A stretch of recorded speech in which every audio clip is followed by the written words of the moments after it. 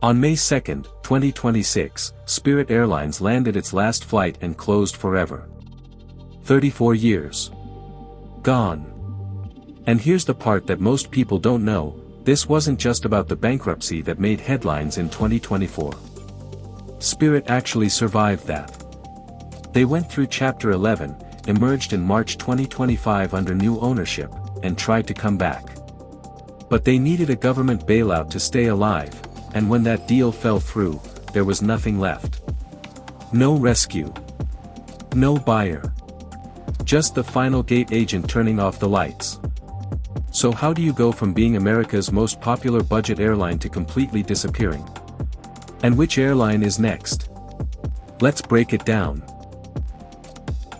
In this video, we'll cover the full story.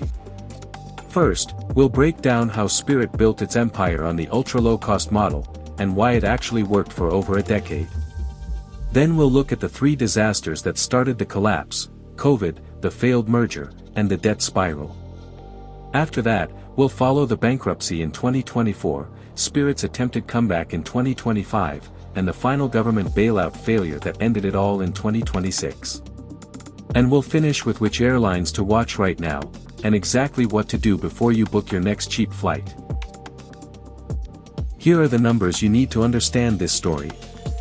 Spirit Airlines started operating under the Spirit brand in 1992. Before that, from 1983, it flew as Charter One.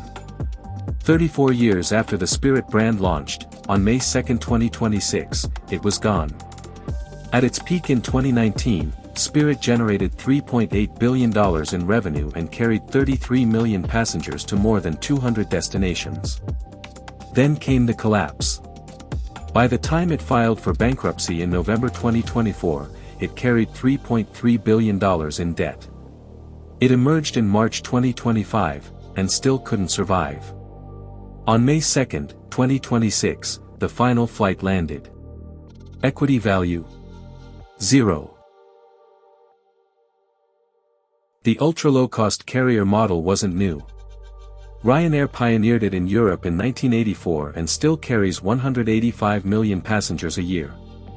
Spirit converted to the full ULCC model in 2007, and for a decade, it worked. The formula: strip out every cost you can, offer the lowest base fare in the market, then make your margin on fees. Fuel efficiency, high aircraft utilization, no frills. The model is profitable if you have zero debt and loyal customers. Spirit had neither when the crisis came. Here's how Spirit actually made money. The base fare, say, $39 to $99, covered roughly 45% of revenue. But a carry-on bag would cost you $45 to $79. A checked bag, $35 to $65. Seat selection, up to $50. Add it all up and the real cost of flying Spirit was often comparable to a legacy carrier. You weren't getting a cheap flight. You were getting a cheap sticker price and paying full price in installments. For a decade, the model delivered results. In 2013, Spirit went public on the Nasdaq and its stock surged 80% on the first day. By 2016, the government ranked it the most fuel-efficient airline in the country. By 2019, it hit peak performance: 33 million passengers, $3.8 billion in revenue, 185 aircraft flying to 200 destinations. Then 2020 arrived, and everything changed. Disaster number 1, COVID-19. In March 2020, air travel collapsed almost overnight. 90% of Spirit's flights were grounded at the peak of lockdowns. Revenue fell from $3.8 billion to $962 million in a single year, a 75% drop. Spirit had almost no cash reserves. Its lean operation had no fat to trim. It took on $1.1 billion in emergency government loans under the CARES Act. That debt never went away. Disaster number 2, the merger that never happened. In February 2022, Frontier offered to acquire Spirit for $2.9 billion. The Spirit board said yes. Then JetBlue appeared with a counteroffer of $3.6 billion. Spirit chose JetBlue. Frontier walked away. For 2 years, Spirit waited for the JetBlue deal to close. In January 2024, a federal judge blocked it, ruling it would harm consumers by eliminating a low-cost option. The irony is brutal: the government blocked the deal to protect cheap flights, and Spirit went bankrupt 10 months later. No merger. No lifeline. No path forward. Disaster number 3, the debt spiral. Going into COVID, Spirit already carried $700 million in debt. The pandemic added another $1.1 billion. Fuel costs surged 40% after lockdowns ended. The failed merger made refinancing impossible. No bank would touch a company burning cash with no buyer in sight. And because Spirit had ranked last in customer satisfaction for 5 consecutive years, there was no loyal customer base to hold the line when things got hard. By mid-2024, the total debt load hit $3.3 billion. Spirit had nowhere to go. On November 18, 2024, Spirit Airlines filed for Chapter 11 bankruptcy protection in federal court in Delaware. The filing listed $3.3 billion in liabilities against a company with no viable buyer and a stock price that had fallen to near zero. 14,000 employees woke up to uncertainty. The planes kept flying during the restructuring process, but the financial structure underneath was gone. Spirit emerged from Chapter 11 bankruptcy in March 2025 under new private equity ownership. Routes were cut dramatically. Hundreds of employees were laid off. A rebranding effort was launched.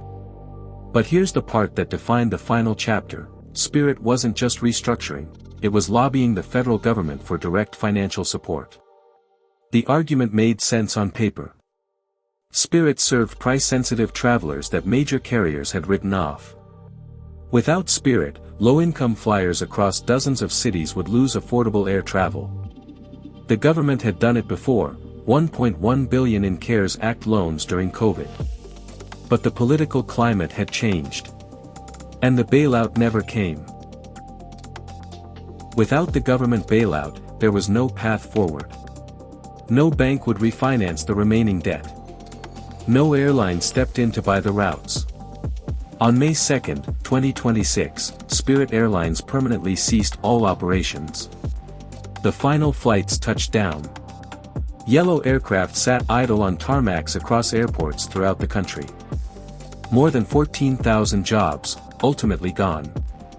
34 years of serving budget travelers, finished. Not by a single catastrophic event, but by the slow accumulation of debt, distrust, and decisions that left no margin for error. The ULCC model isn't broken. Spirit just proved how catastrophically it fails when everything goes wrong at once.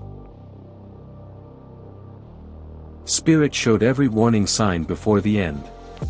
Here's how to spot the next one. Watch for massive debt with no merger partner in sight.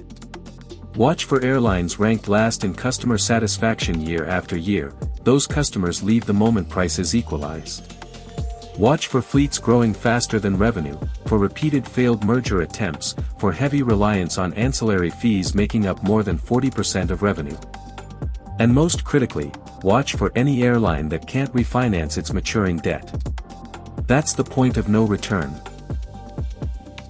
So which airlines should you be watching right now? Frontier Airlines shares the most DNA with Spirit. It's the same ultra-low-cost model. It tried to merge with Spirit twice, and it carries significant debt. If Frontier can't find a buyer or a path to profitability, it faces the same endgame.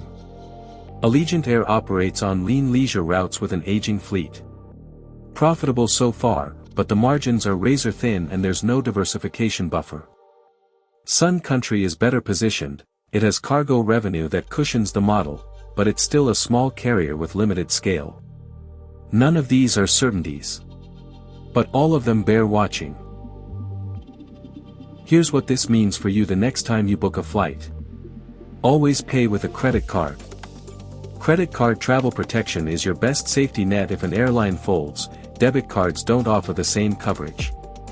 Don't hoard airline miles. Loyalty points are unsecured debt, they vanish in bankruptcy, just as Spirit's free Spirit miles did for thousands of passengers. Watch the news before you commit. If an airline is in debt restructuring, merger talks, or pushing for government support, that's your warning sign before you lock in a non-refundable ticket. And do the math on cheap versus safe. A $30 saving today is not a bargain if your airline shuts down and you're rebooking last minute on a different carrier at full price. Spirit lasted 34 years. But paper-thin margins, mounting debt, and no loyal customer base meant there was never any room for things to go wrong. In aviation, things always go wrong eventually.